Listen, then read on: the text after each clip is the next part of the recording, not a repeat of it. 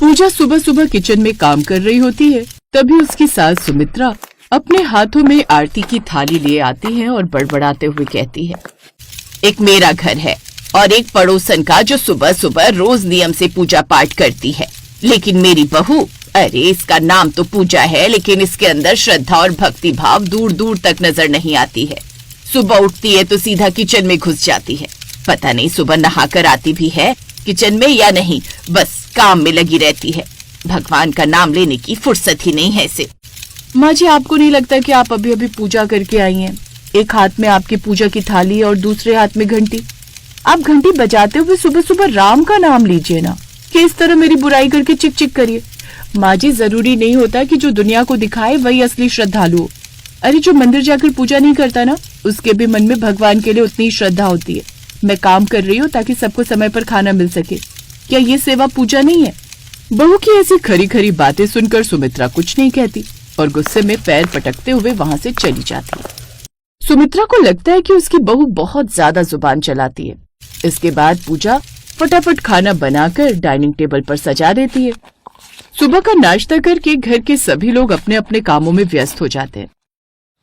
दोपहर के समय पड़ोस में रहने वाली नंदिनी अपने हाथों में गाजर का हलवा लिए सुमित्रा के घर आती है और बड़े प्यार से कहती है, आंटी जी लीजिए, मैंने आज घर पर ताजा ताजा गाजर का हलवा बनाया था तो सोचा क्यों न थोड़ा सा आपको भी दे दूं। अब मेरे साथ मेरी सास तो रहती नहीं है और आप मेरी सास से कम थोड़ी न है, इसीलिए मेरा मन हुआ कि ये गाजर का हलवा आपको अपने हाथ से खिलाऊं। अरे हाँ हाँ बेटा, क्यों नहीं, मैं तेरे हाथ के बने गाजर का हलवा जरूर खाऊंगी। अब मेरी बहू पूजा मेरे लिए कुछ खास तो बनाती नहीं है, वो तो बस वही रोज का खाना बना देती है। अब पड़ोस की बहू जब इतने प्यार से मेरे लिए कुछ खास बनाकर लाई है तो मैं उसे भला मना कैसे कर सकती हूँ। दे बेटा, मुझे दे, दूसरों की बहू ही अच्छी लगती थी। इतना बोलकर सुमित्रा अब नंदिनी के हाथ का बनाया हुआ गाजर का हलवा खा लेती है और गाजर का हलवा खाने के बाद सुमित्रा नंदिनी की तारीफ करने लगती है। पूजा किचन की खिड़की से ये सब देख रही होती है। उसे बहुत बुरा लगता है। नंदिनी बेटा, तूने गाजर का हलवा बहुत अच्छा बनाया है। भगवान ने लगता है तेरे हाथों में जादू दिया है। तू अपनी सास की बहू नहीं बल्कि बेटी बनकर आई है। वो तो तेरी सास की किस्मत खराब है जो वो तेरे साथ नहीं रह रही। अरे मैं होती तो मैं तुझे अपने घर की महारानी बनाकर रखती। भगवान तेरे जैसी बहू सबको दे, मतलब सबको नहीं। काश मेरी पड़ोसनी मेरी बहू होती।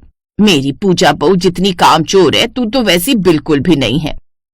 आंटी जी, आप तो बेकार में अपनी बहू को डांटती रहती हैं। अब मुझे देखिए, मैं तो सारा काम फटाफट कर लेती हूँ और फिर भी मेरे पास वक्त बच जाता है।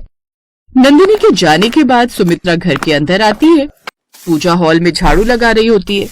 देख लिया तूने, पड़ोसन की बहू को देखा, कितनी गुणी है वो। सुबह पूजा पाठ भी करती है और वो मेरे लिए इतने प्यार से हलवा बनाकर लाई। और एक तू है जो सिर्फ जुबान चलाना जानती है। काश नंदिनी ही मेरी बहू होती। अगर वो मेरी बहू होती ना तो मुझे किसी चीज की कमी नहीं छोड़ती। माँ जी, अगर वो इतनी ही अच्छी है तो उसे ही बहू बना लीजिए ना। बार बार मेरा उसका मुकाबला क्यों करती हैं? मैं जो दिन भर गधों की तरह काम करती हूँ वो आपको नजर नहीं आता? अरे क्या काम करती है तू? सुबह नाश्ता बनाया और दोपहर को सो गई। नंदिनी को देख, वो कितनी एक्टिव है। मुझे तो लगता है मेरा नसीब ही फूटा था जो तू इस घर में आई। अरे तेरी जगह ना उसे आना चाहिए था। अगर वो मेरे घर में बहू बनकर आती ना तो आज मेरा घर कुछ और ही होता। सुमित्रा की बात सुनकर पूजा वहीं झाड़ू पटक कर अपने कमरे में चली जाती है। ऐसे ही समय गुजरता है और अगले कुछ दिनों तक यही सिलसिला चलता रहता है। सुमित्रा जब भी नंदिनी को देखती उसकी तारीफों के पुल बांधने लगती। एक दिन शाम को सुमित्रा बालकनी में भी, तभी उसने पड़ोस के घर से चिल्लाने की आवाजें सुनी। अरे ये पड़ोस के घर में इतना शोर क्यों मच रहा है? नंदिनी के घर में कौन चिल्ला रहा है? सुमित्रा ने देखा कि नंदिनी अपने पति सुमित के साथ जोर जोर से बहस कर रही थी। तभी पूजा भी वहीं आकर खड़ी हो गई। सुमित, मैंने तुमसे पहले ही कह दिया था, या तो तुम्हारी माँ इस घर में रहेगी या मैं। मुझे उनकी चिक-चिक और ये पुरानी सोच बर्दाश्त नहीं है। तुमने वादा किया था कि हम अलग रहेंगे, फिर तुम उन्हें वापस क्यों लाए? नंदिनी, वो मेरी माँ है। अब बुढ़ापे में वो कहाँ जाएंगी? थोड़ा सा एडजस्ट कर लो, मैं भी उनका सहारा हूँ। अब वो मेरे सहारे नहीं रहेंगी तो किसके सहारे रहेंगी यार? हमारा भी बच्चा है। कल को हमारे बच्चे ने हमें इस तरह बाहर निकाल दिया तो तब क्या बीतेगी तुम पर? देखो सुमित, तब की तब देखी जाएगी, लेकिन अभी कोई एडजस्टमेंट नहीं होगा। मुझे अपनी आजादी चाहिए। अगर तुम्हें अपनी माँ के साथ रहना है तो रहो, मैं ये घर छोड़कर जा रही हूँ। और अगर मुझे इस घर में रखना है तो अपनी माँ को अभी के अभी वृद्धाश्रम छोड़कर आओ। सुमित्रा ये सब सुनकर हैरान रह गई। उसे अपने कानों पर यकीन नहीं हो रहा था। वो नंदिनी जो सुमित्रा के सामने इतनी मीठी बनती थी, अपनी खुद की सास को घर से निकालने की धमकी दे रही थी। तभी सुमित अपनी माँ का हाथ पकड़कर बाहर आता है और रोते हुए उन्हें पास के टैक्सी स्टैंड की तरफ लेकर जाने लगता है। ये क्या देख रही हूँ मैं? नंदिनी ने तो सच में अपनी सास को घर से निकलवा दिया और उसका पति भी उसके पीछे पीछे चल दिया। देख लिया माँ जी, यही है आपकी जादुई हाथों वाली पड़ोसन, जो बाहर वालों को हलवा खिलाती है लेकिन अपनी सास को घर में एक रोटी तक नहीं दे सकी। वो जो आपसे मीठी मीठी बातें करती थी वो सिर्फ दिखावा था ताकि आप उसकी तारीफ करें। असलियत तो अब आपके सामने है। सुमित्रा का सिर शर्म से झुक जाता है। उसे याद आता है कि कैसे उसने पूजा को बार बार जलील किया था और नंदिनी को पलकों पर बिठाया था। पूजा भले ही मुंहफट थी, पर उसने कभी सुमित्रा का अपमान नहीं किया था और ना ही कभी घर तोड़ने की बात की थी।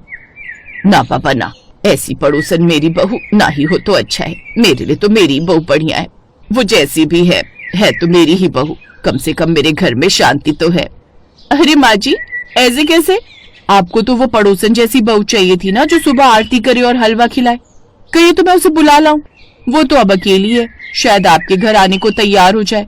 और अगर आप उसे बहू नहीं बना पाएंगी तो आप कहिए मैं बन जाऊं पड़ोसन जैसी बहू। आपके बेटे को आपसे अलग करके किसी दूसरे शहर ले जाऊं, फिर आप आराम से अकेले पूजा पाठ करते रहिएगा। अरे नहीं नहीं बहू, ऐसी बातें मुंह पर मत ला। मुझसे बहुत बड़ी गलती हो गई। मैं बाहरी दिखावे में आ गई थी। अब मुझे समझ आ गया है कि जो जैसा दिखता है वैसा होता नहीं। तू मेरी असली बेटी है। तू चाहे पूजा करे या ना करे, तूने मेरा घर संभाल रखा है। वही मेरे लिए सबसे बड़ी पूजा है। माँ जी, मैं तो बस आपको आईना दिखा रही थी। किसी की ऊपरी चमक देखकर अपने घर के चिराग को कम नहीं समझना चाहिए। मैं कामचोर हो सकती हूँ, पर मैं इस घर को प्यार करती हूँ। सुमित्रा ने पूजा का हाथ पकड़ा और उसे गले लगा लिया। उस दिन के बाद सुमित्रा ने कभी नंदिनी की तारीफ नहीं की और ना ही पूजा को किसी से कम समझा। उसे समझ आ गया था कि पड़ोसन का हलवा मीठा जरूर हो सकता है, पर घर की बहू की कड़वी बातें भी घर को जोड़ कर रखती हैं। आज से तू ही इस घर की महारानी है। और हाँ, कल से मुझे गाजर का हलवा नहीं चाहिए। तू जो भी रूखा सूखा बनाएगी मैं खुशी खुशी खा लूंगी। चलिए माँ जी, अब ज्यादा इमोशनल मत होइए, किचन में चलिए। आज मैं आपके लिए स्पेशल चाय बनाती हूँ और वादा करती हूँ कि आज चिक चिक कम करूंगी। घर में फिर से वही पुरानी खुशियां लौट आती हैं और सुमित्रा के मन से पड़ोसन बहू का भूत हमेशा के लिए उतर जाता है।